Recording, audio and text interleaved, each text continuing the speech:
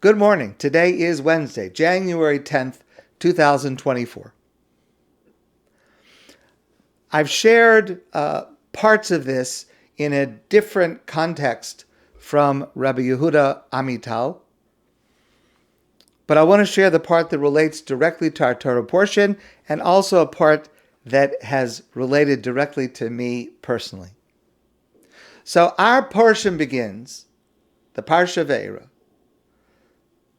with a very important message that Hashem wants Moshe to tell the entire Jewish people. V'lakachti eschem li la'am.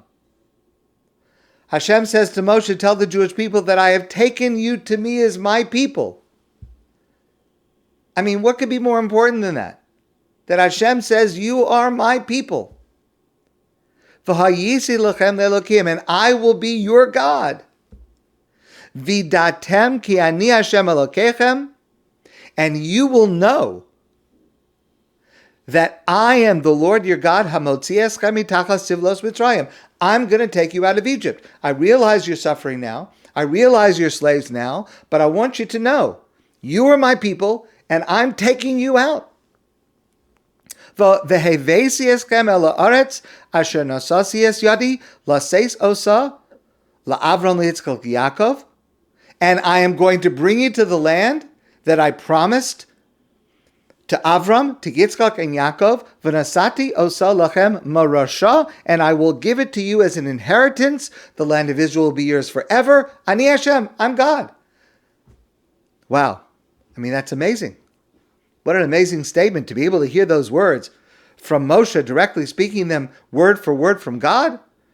What could be more important than this? The message that Hashem is our God, that we are his people, that he's going to keep his promise and take us out of Egypt and bring us to the land of Israel. This is everything. This is the highest, most beautiful words there could be. Freedom, redemption, the establishment of the Jewish people, the land of Israel. That's the whole thing. V'lo sham'u el Moshe. But they did not hear what Moshe said, the Jewish people. When Moshe told them these lofty, beautiful, important words, V'lo shamu el Moshe, mikotza ruach u'me'avoda kasha. They did not hear Moshe. The words didn't sink in because of their anguish of spirit and from the hard labor that they were being persecuted with. Clearly, it doesn't mean they literally didn't hear. Their hearing was not affected. They heard the words. But at the time that Moshe said these words of Hashem to them, they were just so overwhelmed with their work, with their suffering, with their humiliation, that they were unable to absorb it. They were unable to internalize it, unable to believe it. They heard it, but just superficially. It didn't mean anything to them. I quoted to some of you before the insight of the Kotzker Rebbe, Rabbi Menachem Mendel of Kotzk, who comments on the famous words that we say in the Shema. In the second paragraph of the Shema, we say, V'samtem es dvarai eila al levavchem. And you should place these words, the words of the Shema, but also more generally referring to the words of the entire Torah, al levavchem, on your heart. The Kotzker Rebbe asks, it would have made more sense to have said, bil vavchem, in your heart. You want the words to be in your heart. What does it mean, on top of your heart? It's like it's on a shelf on top of the heart. What does that mean? And the Kotzker Rebbe says that there are some situations where a person's heart is closed. A person's heart is not able to receive words, no matter how important, no matter how uplifting that they would be. The heart's closed because of kotzer ruach. and avodah kasha. The person just can't hear it. And so when that happens, says the Kotzker, what you have to do is you have to place the words on the heart, even though the heart is not ready now to absorb, but you put the words there. And when in time the heart does open up, then the words that have already been placed there can sink in, can be observed, can be absorbed. And that's the reason that the Jewish people did not listen to Moshe. That is, they heard the words that he said, but their hearts were closed. They were not yet able to internalize this message. And they would have to undergo a lengthy process in order to be able to eventually absorb these words and hear and understand and believe the promises and the statements that God is making to them at this moment. Now we know that they ultimately reached that point. We have the famous line, which is quoted in Sefer Yirmiyahu by Jeremiah the prophet, which we include in our high holiday davening, where God says to the Jewish people through the prophet, Zacharti la chesed nurayach. I remember the kindness you, the Jewish people, showed in your youth, meaning the youth of the relationship between Hashem and the Jewish people. Avas kalulasayach, the love around the time of our marriage to each other, the beginning of our relationship. Lechtech acharai bamidbar be'eretz lo zrua. God says to the Jewish people, you had faith in me. You left Egypt. You walked into a desert, a place that was not developed, a place that did not have resources. But you trusted me. I said, we're going, and you, the Jewish people, you came into a desert. That took an amazing amount of trust for the Jewish people to say, we're willing to follow God into the unknown, a place with no resources. We follow God into the desert. Okay, it didn't happen right away. It didn't happen when Hashem said the words in our Parsha. It took time. Gradually, slowly, over time, the Jewish people were able to open their hearts and able to appreciate what God said until eventually they were able to absorb this and they were able to have trust in God, but it didn't happen right away.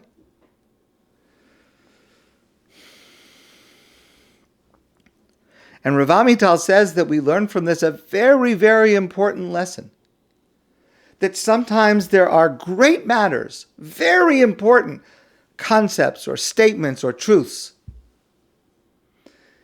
And we may say them to someone, and they just don't hear it. And we have to understand they may simply be in a place, in a frame of mind, where their heart is closed. For example, our rabbis tell us, and this has so many applications, our rabbis tell us, at the moment when a person is angry, don't try to appease them. You have to wait till things calm down. You did something to upset someone, or someone else did something to upset someone, and they're very, very angry. That's not the moment to raise the issue. Wait for the right moment. Don't give up in saying something that you have to say, but you have to wait for the right moment. And now may not be the right moment. And this is so important in raising children. You can't simply say to your child what you want to say at that moment. It may not be the right time. Your child may not be able to hear you because of what's going on. When a child is crying, you tell the child, don't cry. That's a moment when the child doesn't have the ability, may not have the ability, to have those words sink in. So important for Shalom Bayis. We may have something very, very important to say to our spouse, to our partner, to a loved one, but now is not the right moment. They will not be able to hear you at this moment. And so don't despair. just recognize this truth that sometimes people are not able to hear something.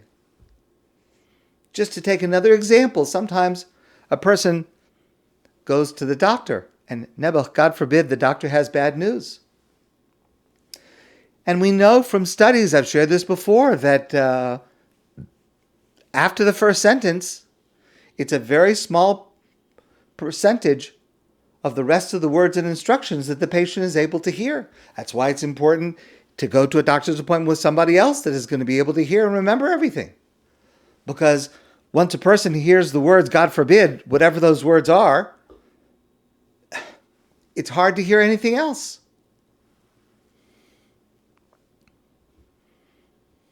So we need to understand that there are situations where another is unable to absorb, to comprehend, to be open to the words that we need to say right now.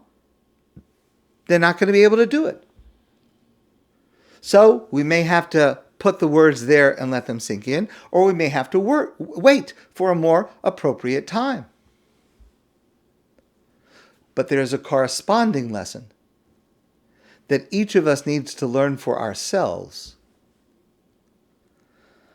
How can we better absorb and internalize words that we hear, message that are radically different, that require a reorientation in our lives? What can we do to make ourselves more receptive to those kinds of challenging words?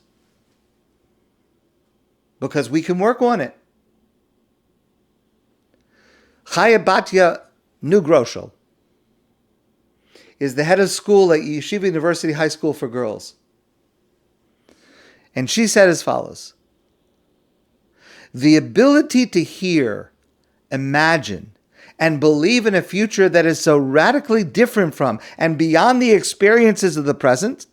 Now, keep in mind, that's what Hashem was saying to the Jewish people at the beginning of our Parsha. A radically new future, something that they had never imagined is going to happen, something that was outside of their experience. The ability to hear that and to believe that, it is crucial to cultivate our inner lives, our ability to pause and to allow ourselves the space and time to develop an internal life that is not driven by the demands of daily productivity. And she is reflecting Rabbi Amital's insight. At the time that the Jewish people were slaves and they were persecuted and they were humiliated, they were not able to open themselves to absorb these words. For us, on a much less dramatic level, if we want to be able to absorb words like that, we have to be able to pause, to take a breath, to reflect. How do we do that? She suggests, especially today, we must make use of the luxury of having time to pray, to study, to laugh, to rest, especially on Shabbos. Not because it's fun and frivolous and indulgent. Shabbos should be fun, not necessarily frivolous, but enjoyable, not necessarily indulgent, but pleasurable. But rather because these experiences, what we mean by rest on Shabbos, and we discussed this many times, we don't simply mean sleeping. What we mean by this, enlarge our spirits and open up our ability to grow in the service of God and to really hear each other. Shabbos should help us have a sense of calm, a sense where we can pause, where we can allow words to sink in and absorb them, where during the rush of the week we may not be able to.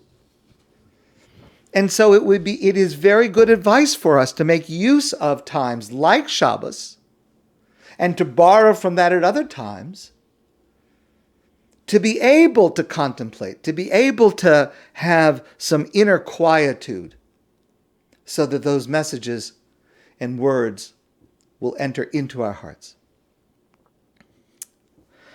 But I have an even simpler suggestion, and this is something that has become part of my life. It's something that I have needed to and need to work on.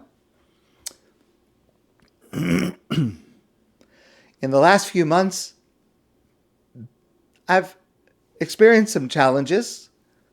Thank God, I think they're working out okay now, but I've gone through some experiences that were hard for me. Painful, difficult. I'll just use one example, and I use this example because I think there are others that can relate to this. So in the summer, I needed to have an MRI.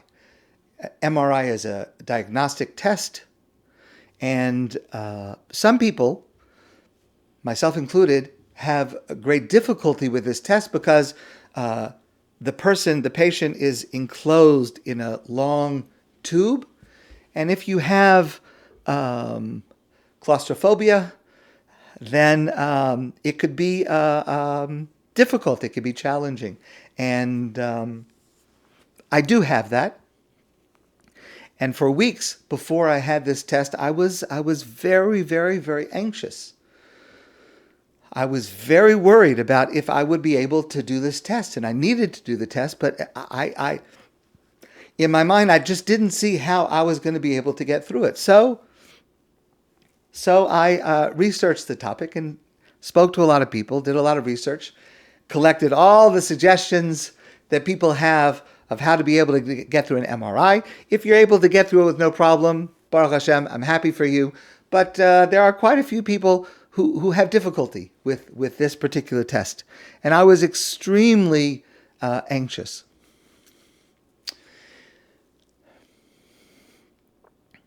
So the suggestion, the very, very simple suggestion, coming from this week's Torah portion, is from Dr. Miri Avital, who is a psychologist in Israel. And she points this out, that the explanation, how is it that the Jewish people couldn't hear what Moshe said? How is it so important, these words? You're going to be my people, Hashem says. I'll be your God. I'm going to give you the land of Israel that I promised to your forefathers. It's so important. How could they not hear it? And she points out that Rashi explains how this happened. And I must confess, I have learned these words of Rashi, I don't know how many dozens of times in my life, and I never focused on how simple what Rashi is saying. So again, the Torah says, V'lo shamu al Moshe, they were not able to absorb, to understand, to believe what Moshe was saying. Mikotzer ruach, from kotzer ruach. Now, we translate it as difficulty of spirit, the emotional issues. But Rashi says something very, very simple. Mikotzer ruach literally means kotzer ruach, difficulty breathing. That's what it means.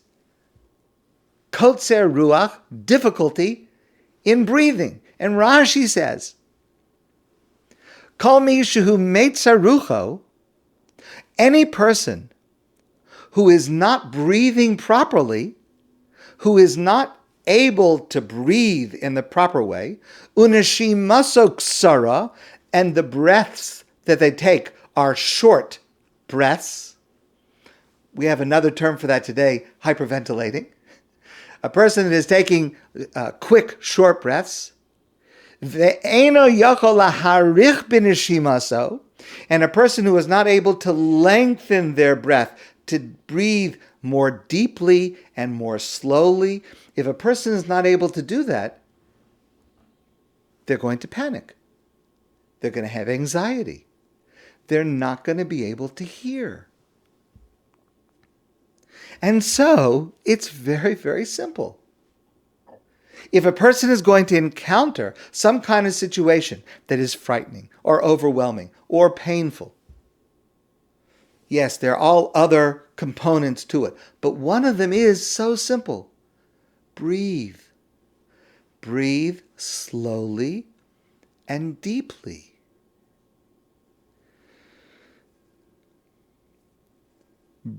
She writes, breathing properly is the foundation for all growth and development. A person cannot absorb any message regarding freedom or healing if they're under stress and suffer from shortness of breath or hyperventilating.